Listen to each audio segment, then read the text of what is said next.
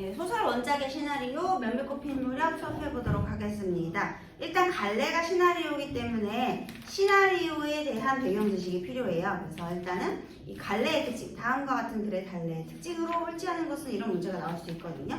시나리오는 희곡과 함께 극갈래에 속하죠. 그러면 극갈래, 크게 봤을 때 극갈래에 해당이 돼요. 그러면 자, 극과 서사갈래의 큰 차이가 뭐죠? 그렇지! 서술자의 유무, 서술자가 있고 없고. 그러면 우리 내용적인 구성 요소, 다시 소설부터 출발해 볼게요. 소설의 3요소가 뭐야?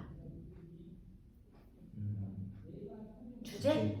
그렇지! 주제, 구성, 문체. 그 다음에 소설의 이번에 구성의 3요소는 인물, 사건, 배경. 그럼 시나리오에는 구성 요소 중에 인물, 사건, 배경이 없을까? 있어요. 그게 어떻게 되는 거냐면 여기서 내용면에서의 구성 요소, 이거는 인물, 사건, 배경이 똑같아.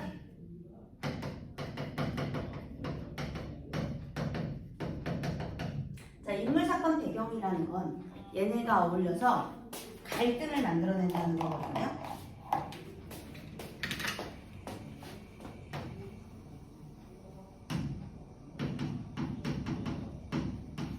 소설도 갈등이 중심이 되는데 우리 이 시나리오나 희곡 이런 극갈래는 갈등이 더더더더 부각이 돼요. 왜? 우리 막장 드라마가 재밌잖아. 갈등이 많으니까. 갈등 없으면 볼 이유가 없지. 재미가 없으니까. 자, 그러면 이 갈등에 따라서 구성 단계가 결정되는 거야. 소설은 발단, 전개, 위기, 절정, 결말이었잖아요. 그런데 이제 극갈래는 발단, 전개 다음에 위기 없이 바로 절정, 하강, 대단 이런 식으로 구성 단계가 이루어지죠. 그런 다음 이제 이 내용을, 구성을 전달해야 돼. 그런데 이거를 어떻게 전달하느냐? 자, 우리 소설 갈래는 서술자가 설명을 해준다며. 그런데 이걸 전달하는 방법에 있어서 서술자가 없기 때문에 어떻게 전달해? 등장인물의 대사나 표정 또는 행동 통해 보여줌. 이렇게 되는 거죠. 근데 우리 희곡은 직접적으로 눈앞에서 상영을 해요. 그치? 상연을 해. 무대에서 공연을 하기 때문에 현재 진행형이야. 근데 얘는 편집 과정을 거치죠. 그게 차이야. 미리 촬영해서 편집을 할 수 있다는 거. 그래서 원래 희곡은 제약이 굉장히 큰데 시나리오는 거의 제약이 없어요. 왜냐하면 CG가 있잖아. 그래서 그런 제약에서 벗어날 수 있도록 했다. 그리고 한번 촬영해 놓으면 이거 죽을 때까지 계속 쓸 수 있지. 그래서 그렇게 다른 공연이 가능하다. 편집도 가능하다. 이렇게 됩니다. 자, 그래서 여기 아까 전에 내용면에서의 구성 요소가 이렇게 전달이 된다면 그러면 이제 이걸 보여주기 위해서 아까 편집과 촬영을 한다고 했잖아요. 이번에는 형식면에서의 구성 요소가 생겼어요. 형식적 구성 요소. 형식적인 구성 요소 혹시 뭔지 아니? 희곡의 형식의 구성 요소는 앞에 맨 처음에 뭐 배경, 무대, 인물, 사건, 뭐 이런 게 인물, 그다음에 배경, 뭐 소재, 조명 이런 거 쭉 설명해 놓은 걸 뭐라 그래? 그런 게 해설이고 이제 지문은 인물 그 대사 바로 앞에 괄호로 묶여져가지고 무대 지시문이나 아니면 뭐 그 행동 지시문 이런 거 그런 게 이제 지시문이고 그리고 대사. 그래서 원래는 해설, 인물의 대사, 그다음에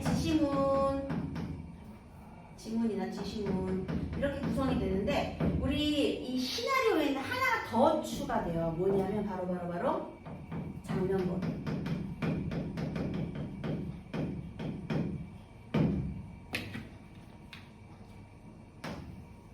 이게 씬 넘버 그래서 이게 거기 S 샵 이렇게 표시가 되거든요. 다시 말하면 우리 희곡은 장과 막이 구성 단위야. 근데 얘는 어떤 구성 단위냐? 이게 장면이 구성 단위가 돼요.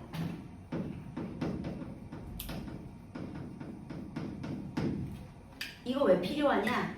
촬영을 몰아서 하려고. 아침에 만약에 시간 적당히 아침이야. 그럼 아침에 찍어야 되거든. 그 다음에 저녁이야? 그럼 저녁에 찍어야 될 것 같아. 그래서 원래는 소설이나 연극은 처음부터 끝까지 순서대로 진행이 되잖아. 근데 얘는 막 결말 부분을 미리 찍을 수도 있고 그 다음에 뭐 같은 배경끼리 편집해서 찍을 수도 있고 하기 때문에 그래서 촬영이라는 특성 때문에 구성 단위가 장면이 되는 거예요. 그래서 장면을 중심으로 구성이 된다. 일단 이것이 특징이 되겠습니다. 그래서 요게 이제 시나리오. 그 다음에 요게 편지. 일단 목적은 이거고, 그 다음에 목적은 영화 상영이 목적이 되죠. 영화나 드라마의 상영이 목적이 돼요. 이거는 연이 아니고 영이 됐네. 그 다음에 여기서 특수한 촬영을 하기 때문에 촬영 기법이나 편집 기술 이런 것들이 추가될 수 있기 때문에 다양한 제약에서 벗어날 수 있다.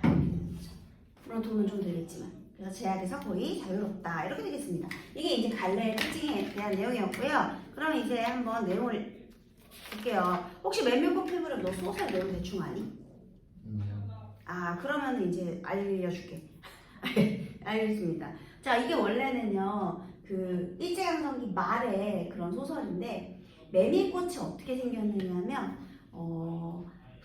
하얗게 꽃이 되게 조그매. 그래서 하얀 꽃이 다다다다 이렇게 피거든요, 메밀꽃이. 그래서 여기 말에 의하면 마치 들판에다가 소금을 뿌려놓은 것 마냥 그렇게 하얗게 핀대. 근데 너도 봄에 막 벚꽃 같은 거 막 꽃잎 날리고 그런 마음이 막 괜히 싱숭생숭하지.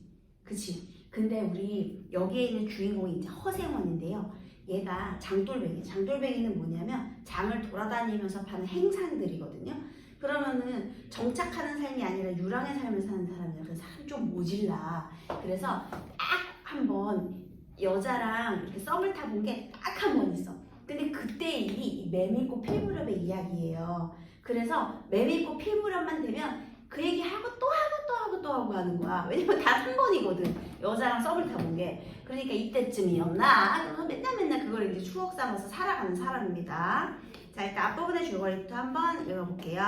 장돌림이 장돌뱅이고 행상이에요. 장을 돌아다니면서 사니까 정착을 못하고 지금 유랑을 하고 있는 거예요. 유랑이라고 적었어요. 유랑.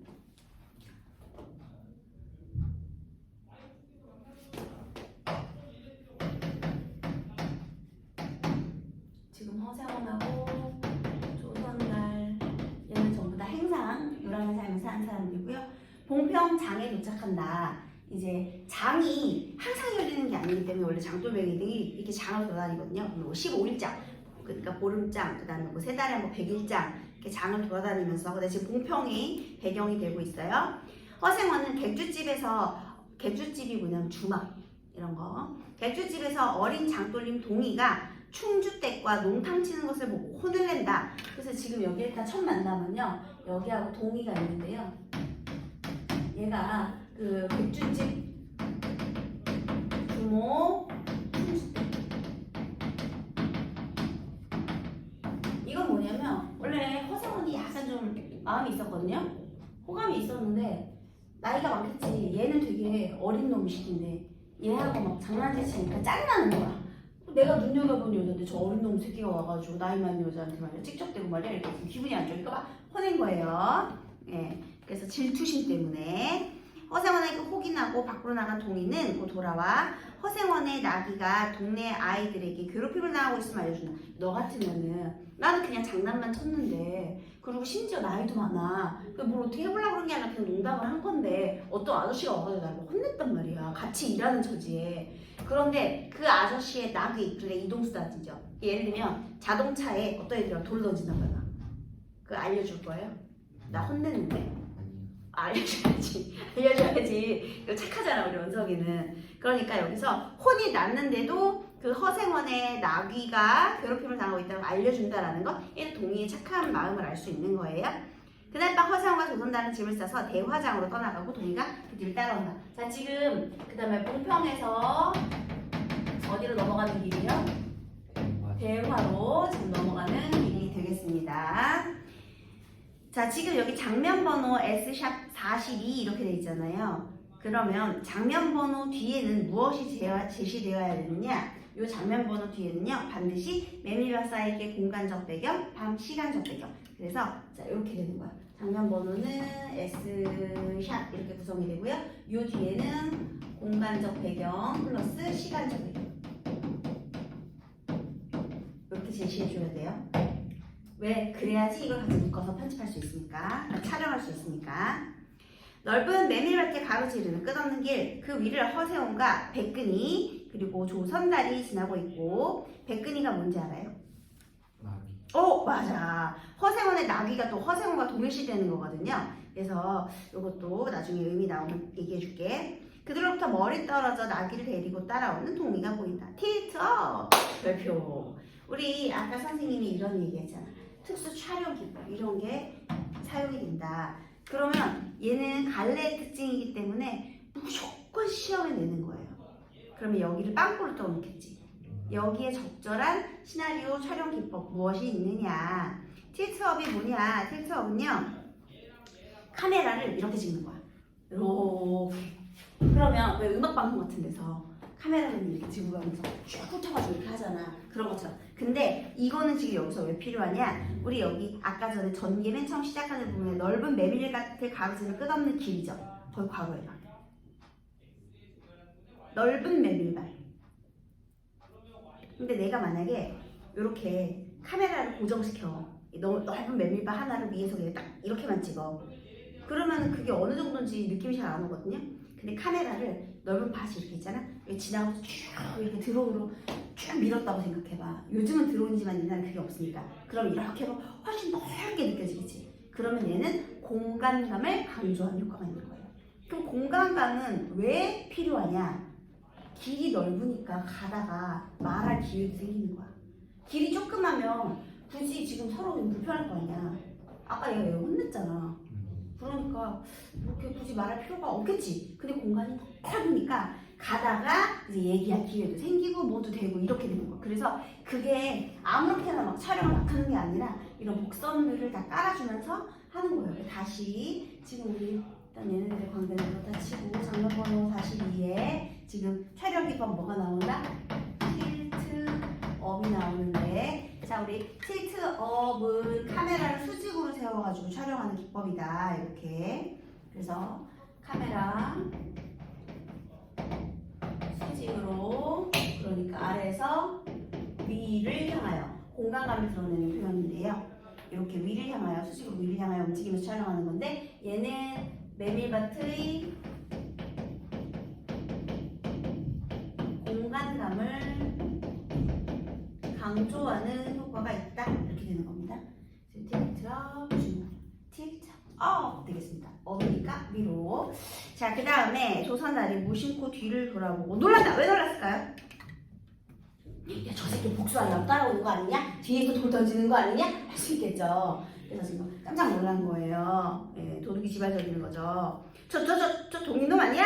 그래서 허생원이 근데 여러분 동인은 그냥 가는 거야. 뭐 굳이 나쁜 마음 먹고 있는 거 아니야. 아까 전에 착하다고 얘기했잖아요. 그래서 메밀밭을 둘러보면 나귀를 걸고 걸어오고 있다. 이렇게 놀랐습니다.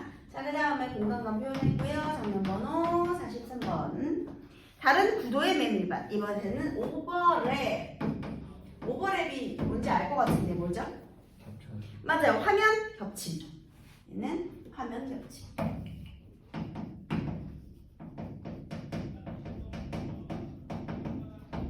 단순히 용어의 의미뿐만 아니라 이걸 왜 썼는지도 중요하거든요. 자, 지금 다른 구도의 메밀밭이고요. 그러니까 처음에는 이렇게 쭉 찍었잖아. 근데 저기 뒤에 이제 조선달하고 그 뒤를 따라오는 허생원이 보인 거고, 그 다음에 딴 데서 찍고 있는 거야. 서두르며 길을 걷고 있는 허생원과 조선달. 자, 그러면 여기서 오버랩은 왜 쓴 거야? 자연스럽고. 여기서 이제 화면을 전환시키기 위해서. 그래서 지금은 이제 아까 전에 공간이었잖아요. 그럼 이제 인물에 초점을 맞춰주는 거야. 이렇게 공간에서 겹쳐지면서 허생원과 조선달 시점으로 숨차며 아직도 따라오는가? 동인 녀석 속을 모르겠네. 도대체 왜 따라오는 거요? 저 녀석도 대화장에 가려나? 걸음도 빠르고 힘도 센 녀석이 충주댁에서 자고 내일 동이틀 무렵을 박으라도 될 것을. 아니, 그럼 아까 추인국집에서 너한테 딱이 맞은 그 일 때문에? 그러겠나 말이야. 저 녀석이 뒤따라오면서 돌포리를 들고서 해코지를 당하면 장애낼 재간이 없잖여. 해코지에 세모하세요. 오해죠? 네, 소심해 둘 다. 어휴, 그러면서 이렇게 좀 불안감을 느끼고 있습니다. 자, 우리 여기서요. 동의를 향한 인물들의 심리가 변화를 할 건데요. 특히 얘는 그냥 친구 역할을 하는 거고 감초 역할이고 얘네 둘이 주인공이야. 특히 허생원이 주인공인데 허생원이 동의를 생각하는 마음이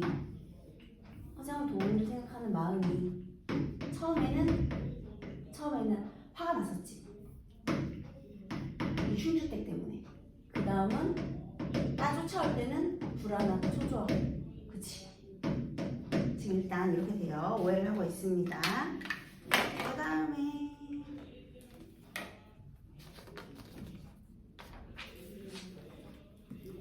허생원과 조선달이 놀란 표정으로 동의를 바라본다. 동의가 신발을 벗어 돌을 털어내고 있다. 여기서 있잖아요. 얘가 막 이렇게 했는데 거기서 갑자기 동의가 쫓아오고 있대. 딱 멈췄어.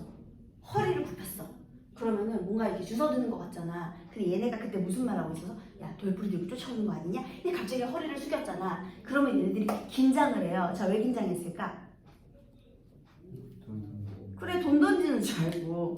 그래서 이게 뭐냐면 왜 그 긴장과 이완이 반복돼야 그 시청자들이 그 재미를 느끼거든요. 긴장만 해서도 안 되고 이완만 해서도 안 돼요. 그러니까 여기서 이 시청자들을 몰입하게 하기 위해서 긴장과 이완을 반복시켜주는 건데요. 여긴 나오지 않았지만 허세원과 조선달이 놀란 표정으로 동의를 바라본다 했잖아요. 그럼 만약에 시나리오에서 너가 영화 감독이야. 촬영을 한다. 그럼 이 부분 어떻게 촬영해야 될까? 두명 얼굴 쪽. 얼굴로 see you. 뭐죠? 그러죠. 클로즈업 저거다. 그래서 카메라 감독이 뭐 요구할 사항과 적절한 것은 이런 거 자주 나오거든요. 그러면 놀란 표정이 잘 드러나도록 카메라를 가까이서 촬영해 주세요. 뭐 이런 거 얘기할 수 있겠죠. 그래서 놀란 거야. 그랬는데 그때 동의가 신발을 벗어 돌을 털어내고 있다. 이건 또 이완인 거죠. 그래서 여기서도 긴장과 이완이 잘 드러나는 거고요. 지금 해코지에 대한 거는 둘의 오해였다. 이런 겁니다. 그래서 이제 이완이 됐어. 우리가 걱정이 너무 심했나? 민망하죠. 머쓱한 표정으로 숨을 고른다. 그럼 또 여기에서도 그런 거 나올 수 있겠지. 오해하는 것이 민망해하는 표정을 잘 연기해 주세요. 이런 맞는 거지. 그래서 이 문제가 어떻게 나오냐면 이 배우들의 심리를 이제 감독이 설명하면서, 왜냐면 내면 심리를 서술할 수가 없잖아. 서술자가 없으니까. 그래서 이렇게 표정만 제시하거든요. 그러면 이 표정에 대한 내면의 해석을 그 감독의 말로 바꿔서 문제를 출제하는 거야. 문제는 무조건 그렇게 나옵니다. 그 다음에 동의를 향해 큰 소리로 이거 봐 동의! 어딜 가나 어느 장에 가냐고. 아직 안 정했어요. 세원 쪽은요. 우리 신경 쓰지 말고 동의 가는 대로 가라고. 여기는 뭐 어차피 다 같이 빠져나가야 되는데 뭘 우리를 따라오는 게 아닌가 보네. 그래서 이렇게 확인 사살을 한 번 했죠. 그래서 이제 오해였다는 것을 오해를 풀고 이제 어떻게 되는지 한번 보도록 하겠습니다. 저 동의 녀석 신경 쓰지 말고 이렇게 달 밝은 밤이면 하는 이야기 있잖아. 그 이야기나 한자락 뽑아보지 그려. 자, 지금 있잖아요. 갑자기 얘가 야 지금 달 밝은 밤에 하는 얘기 있잖아. 그 얘기나 끌어보지 그래 하고 얘가 얘한테 뭘 요청했어요? 이야기를 요청했죠. 자, 그러면 그 옛날 얘기 좀 해봐 이렇게 되는 건데요. 갑자기 옛날 얘기는 왜 시작해요? 서원 전 얘기 꺼내요. 그러니까 그 얘기는 왜 하는 거야? 너무 공간이 길어. 그러니까 아까 이 테이크업 있죠? 이게 여기서 이제 효과가 되는 거야.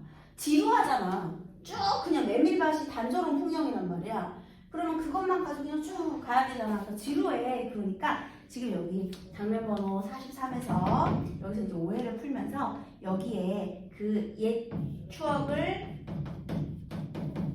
이제 회상하는 장면으로 들어가게 되는 거예요.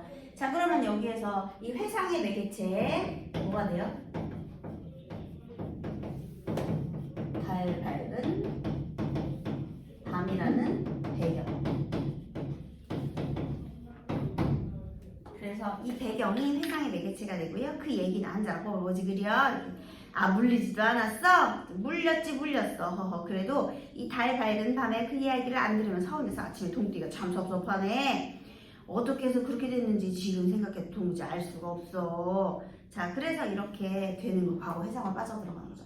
그럼 여기서도 만약에 과거 해상 장면으로 지금 장면 44잖아. 여기서 43이고 장면 번호 44 이렇게 되죠. 그러면 여기는 현재지. 자, 여기부터 뭐가 되는 거야? 과거. 그래서 이거 장면 번호 44는 과거라는 걸 기억해 두세요. 봉평 마을 입구 떼양볕집이 준다. 자, 내레이션. 그날도 어지간히 더웠지. 자, 여기서 내레이션도 나왔죠. 내레이션이 뭐야? 소리만 듣고. 그치. 자, 그러면 여기서 젊은 어생원이 나왔네. 그럼 이 내레이션은 어떤 늙은 현재의 허생원의 목소리로 들려줘야 되겠죠. 자, 그러면 늙은 허생원이 화면에 지금 나와 안 나와? 안 나와. 내레이션은 화면 밖의 목소리. 그러면 마치 소설이 누구 같은 역할을 해? 서술자 같은 역할을 정확합니다. 그래서 화면 밖에 들리는 인물의 목소리예요. 그래서 얘는 현재의 허생원. 젊은 허생원이라고 하면 안 돼. 젊은 사람이 아니고요. 얘가 이제 젊은 시절을 회상하는 거죠. 그날도 어지간히 더웠지. 자, 그날에 어떤 일이 있었는지 볼까요? 젊은 허생원이 백근이의 등에 짐을 싣고 걸어가고 있다. 길 양 옆으로 하얀 메밀꽃이 빼곡하다. 그때도 뭐가 있었어? 메밀꽃. 그리고 지금도 메밀꽃밭을 같이 가고 있는 거죠. 그러니까 이렇게 과거 연결의 매개체가 달밤도 밤도 있지만 뭐도 있다? 메밀꽃도 있다. 그래서 메밀꽃 거기도 연결의 매개체 이렇게. 그 다음에요. 이 달밝은 밤이 배경이 음울하거나 암담하지가 않잖아. 그래서 이거 우리 서정성을 낭만적인 느낌을 부여하는 역할도 합니다. 작품 전체가 좀 아름답게 들려지잖아요.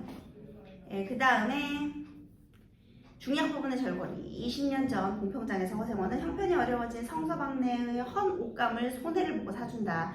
그날 밤 더위를 시키러 간 물레방앗간에서 꼭 물레방앗간 나오더라. 울고 있는 성서방네 처녀를 만난 허생원은 지금 형편이 어려워졌다 그랬잖아요. 그래서 성서방네 처녀가 성서방네 딸인 거야. 그 성서방한테서 내가 옷감을 불쌍하니까 좀 헐값으로 사드려주고 얘는 이제 형편이 안 좋으니까 야간도주를 하려고 했었나 봐요. 그러니까 이제 그 사실을 알고 그 집 딸내미가 울고 있었던 거야. 그래서 허생원은 손재주로 지푸라기를 꼬아 복조리를 만들어주며 그녀를 위로한다. 그렇게 하룻밤의 인연을 맺는다. 자, 어디에서? 공평장에서. 그래서 여기가 지금 20년 전에 원래 허생원이 20년 전에 어떤 일이 있었는가? 20년 전 허생원이 성서방네 처녀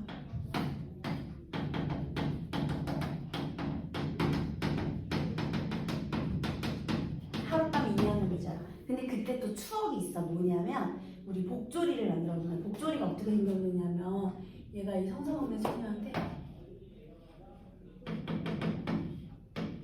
지푸라기 이렇게 꽈갖고 이게 뭔지 알겠니? 그 국자같이 생긴 건데 복조리인데 이렇게 지푸라기 꽉가지고 이렇게 만드는 거 있거든요. 근데 아무리 그래도 이렇게 그냥 새끼를 꼬는 것도 아니고 그걸로 막 이렇게 엮어가지고 이렇게 만들어야 되잖아. 그러니까 여기에서 알 수 있는 우리 이 복조리 허생원은 손재주가 좋았다. 이런 특징이 있었네요. 그래서 복조리를 선물로 줬죠. 호감의 표현이었습니다. 지푸라기로 뭔가를 잘 만들어요. 이 부분 아주 중요해요.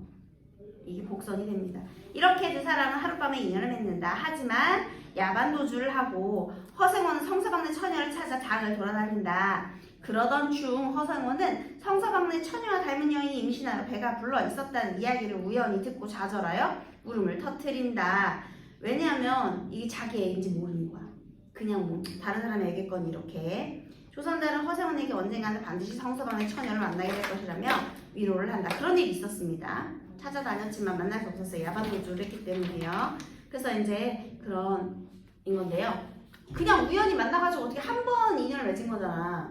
근데 그 여자를 20년 동안 얘기를 하고 있는 거야. 20년이나 한 번 만난 여자를. 그래서 손재주도 있지만 굉장히 순정적이다라는 것도 알 수가 있어요. 20년이나 얼마나 이 얘기를 하고 또 하고 지겨워 죽겠네, 그치? 달 밝은 밤마다. 이렇게 해서 장면 번호 77까지 가는 겁니다. 이 과거의 사건이 끝났고요. 이렇게 해상했고요. 자, 이번에는 장면 번호 77 갈게요. 개울, 그리고 밤인데요. 난감한 표정으로 개울을 바라보고 선 세 사람. 다리가 없어요. 지난 장마통에 떠내려간 널다리가 아직도 걸리지 않았구만. 앞에 페이지. 어머, 안 넘어갔니? 어머, 미안해요. 아이고, 69. 어머, 두 장이 넘어갔니? 네. 장면 번호 69. 자, 이제 메밀반 현재, 이제 현재로 왔고요. 그 다음에 고즈넉해진 얼굴을 걷고 있는 허세원과 조선달. 자네 그 말이 그때는 나한테 참으로 많은 위안이 됐었다네. 어떤 말이었을까요? 아까 여기 본문에 써 있었는데 언젠가는 반드시 만나게 될 거다라는 거 희망을 준 거죠. 지금은 한 20년 찾아도 없으니 이미 이 세상 사람이 아닌가 싶기도 하고 말이야. 그런데 말이야, 혹시 그때 그 사람이 성서방대 처녀는 아닐까? 누구? 그 배불렀다는 딸 말이야. 사람 싱겁기는. 웃을 일이 아니라 정말로 만에 하나 생원에 애가 자라고 있다면 나이가 20 되었나? 저 정도 나이는 되겠구먼. 생각해보기에 저런 아들 하나 있으면 어떡하고 말이야.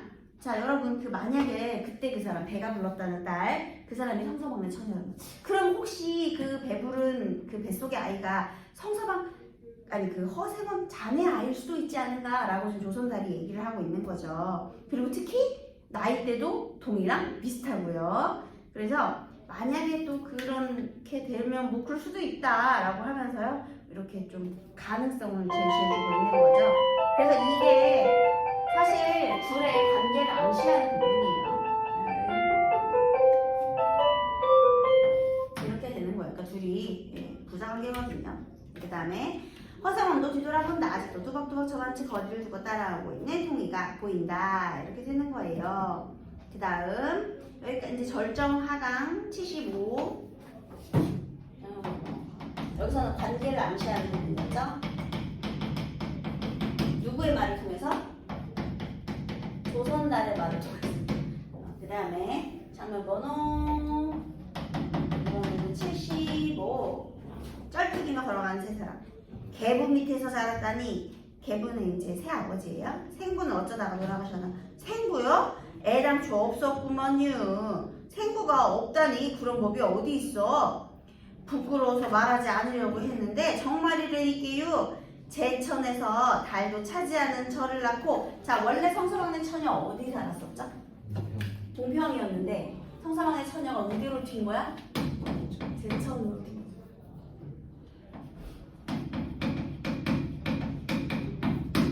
이게 충북 제천이에요. 자, 어쨌든 제천에서 달이 차지하는 저를 낳고 어머니는 친정에서 쫓겨났대요. 친아버지 얼굴을 본 적도 없고요.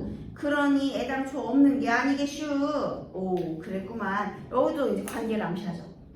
그죠? 관계를 암시하는 거예요. 전부 다. 다음